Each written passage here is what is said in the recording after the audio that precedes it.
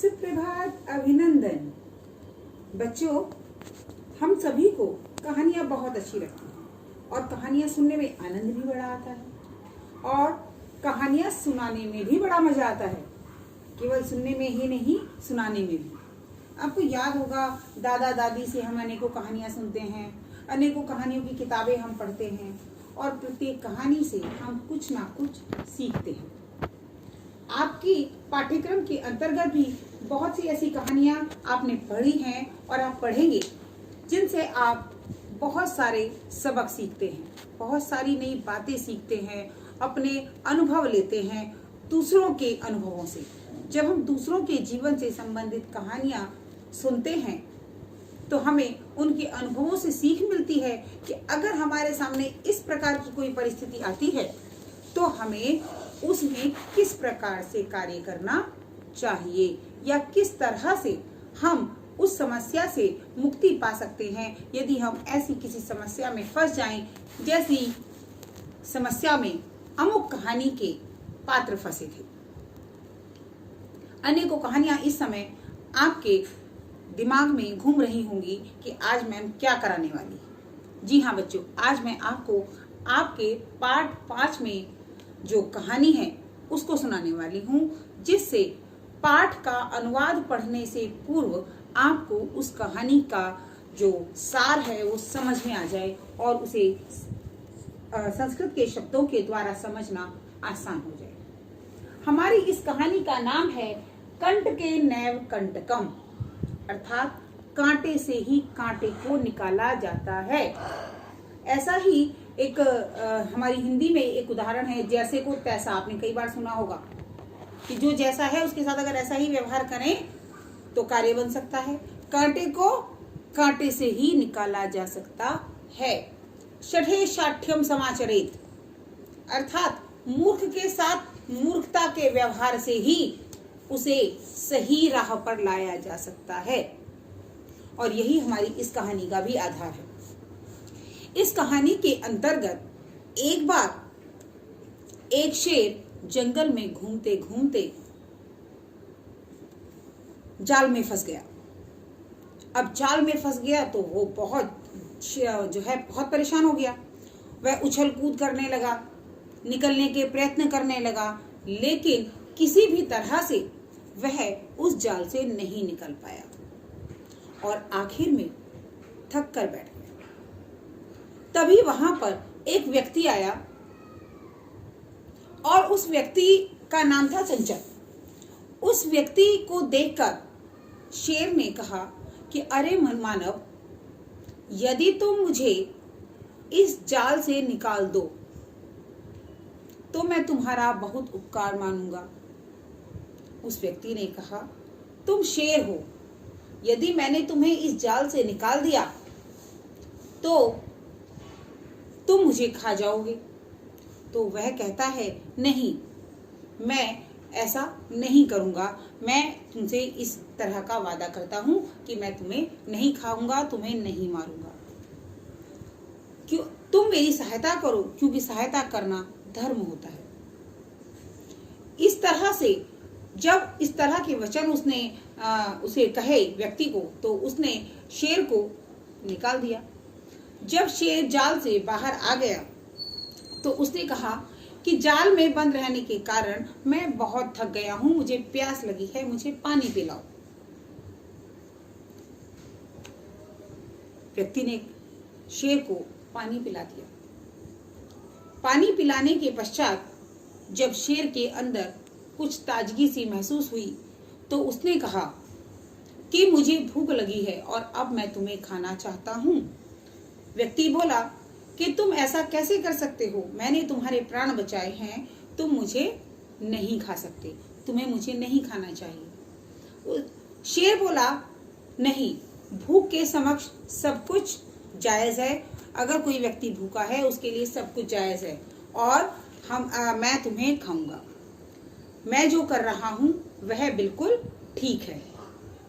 इस प्रकार उसने जब व्यक्ति से कहा तो व्यक्ति ने उसे बहुत समझाया, लेकिन उसने कहा कि अगर तुम्हें मेरी बात पर विश्वास नहीं है तो तुम इन पेड़ पौधों से पूछ लो कि मेरा कथन सही है अथवा गलत है। पॉज करेगा। शेर कहता है सर्वम स्वार्थम समीहते, अर्थात स्वार्थ में सब कुछ जायज है। यह बात बिल्कुल ठीक है, तुम चाहो तो नदी से पूछ लो। अब शेर उस व्यक्ति के साथ नदी के पास जाता है और सारी बात नदी को बताता है कि किस प्रकार उसने शेर की जान बचाई और अब वह उसे खाना चाहता है। तो क्या यह सही है कि सर्वम स्वार्थम समीहते? नदी उत्तर देती है कि यह बात बिल्कुल सही है। सर्वम स्वार्थम समीहते, स्वार्थ में सब कुछ जायज है। तुम मानव मेरे जल को पीते हो, मेरे जल से अन्न उगाते हो, मेरे जल से ही तुम जीवन धारण करते हो और अपने स्वार्थ में पूरा कचरा मेरे अंदर डाल देते हो, मल मूत्र मेरे अंदर डाल देते हो। इसके अतिरिक्त विभिन्न प्रकार की गंदगी भी तुम मेरे अंदर डाल देते हो। किसी प्रकार से तुम मेरे प्रति कृतज्ञ नहीं होते हो। इसलिए शेर का कहना सही है कि सर्वम स्वार्थम समीहते। इसके पश्चात वह व्यक्ति शेर को कहता है कि चलो वृक्षों से पूछ लेते हैं। तो वो वृक्षों के पास जाते हैं। वृक्ष से फिर शेर के बचाने की सारी कहानी बताकर वह व्यक्ति जानना चाहता है कि क्या यह तर्क ठीक है। वृक्ष भी यही कहते हैं, हाँ सर्वम साधनम समीहते, अर्थात स्वार्थ में सब स्वार्थम, स्वार्थ में सब कुछ सही है। कहने का तात्पर्य यह है कि तुम मानव को देख लो। मानव मेरे द्वारा मेरी लकड़ी से जो है मकान बनाता है, रहता है, उसी से अन्न फल खाता है और वृक्ष के द्वारा ही उसे आश्रय मिलता है, वृक्ष के द्वारा ही उसे औषधियां मिलती हैं और फिर भी वह विभिन्न प्रकार से मेरा छेदन करता है, कर्तन करता है, मुझे काटता है और इसमें उसे किसी भी प्रकार की दुख या लज्जा का अनुभव नहीं होता। इसका अर्थ तो यही है, सर्वम स्वार्थम समीहते। इस प्रकार जब उन दोनों से निराश होकर वह शेर की तरफ मुड़ा तो शेर ने भी उसकी तरफ मुस्कुराते हुए कहा, सर्वम स्वार्थम समीहते। अब इन सारी बातों को बेर की झाड़ी के पीछे छिपी हुई एक लोमड़ी सुन रही थी और वह तुरंत झाड़ियों से निकलकर बाहर आई और उसने पूछा, अरे अरे क्या हुआ, मुझे भी तो बताओ। व्यक्ति ने कहा, व्यक्ति कौन था? चंचल नाम का व्यक्ति था, चंचल नाम का शिकारी था। तो उसने कहा, अरे मौसी तुम बड़े अच्छे समय पर आई हो, तुम बड़े अच्छे समय पर आई हो, तुम ही इस बात का निर्णय करो। तो उसने कहा, तुम मुझे बताओ क्या हुआ। व्यक्ति ने सारी बात लोमड़ी को बताई। लोमड़ी ने सुनकर कहा, मुझे विश्वास नहीं होता कि यह शेर, इतना ताकतवर शेर इस जाल में फंस सकता है। शेर ने कहा, यह सब कुछ सत्य है। लोमड़ी बोली, तो मुझे तुम जाल में घुसकर दिखाओ कैसे घुसे थे। वह शेर जाल में घुस जाता है। फिर वह कहती है, तो फिर तुम थके कैसे? तो शेर ने कूदना आरंभ किया और वह जाल में ही कूदने लगा। कूदते कूदते वह थक गया और जाल में बुरी तरह से फंस गया। उसने कहा, अब मुझे निकालो, अब मैं थक गया हूं। उसने कहा, सर्वम स्वार्थम समीहते। लोमड़ी बोली कि तुम्हारी बात तुम्हारे ऊपर ही लागू होती है कि सब कुछ स्वार्थ में सही होता है। हमने भी वही किया, अब तुम इस जाल में बंधे रहो। और इस प्रकार वह शेर पुनः उस जाल में बंध गया। लोमड़ी की चतुराई से चंचल का जीवन बच गया और वह प्रसन्न होकर अपने घर चला गया। इस प्रकार जो व्यक्ति जैसा कार्य करता है उसे उसी के अनुसार, उसी के जो वो जाल बिछाता है उसी में फंसाकर उसे सही रास्ते पर लाया जा सकता है। यही इस कहानी का उद्देश्य है।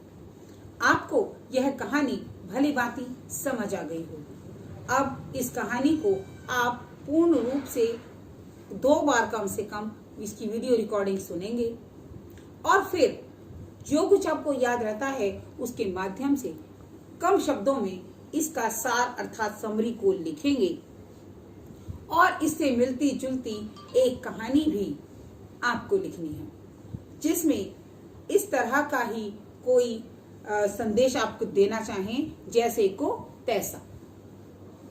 इस तरह की कोई एक कहानी आप अवश्य सुनेंगे और लिखेंगे। धन्यवाद।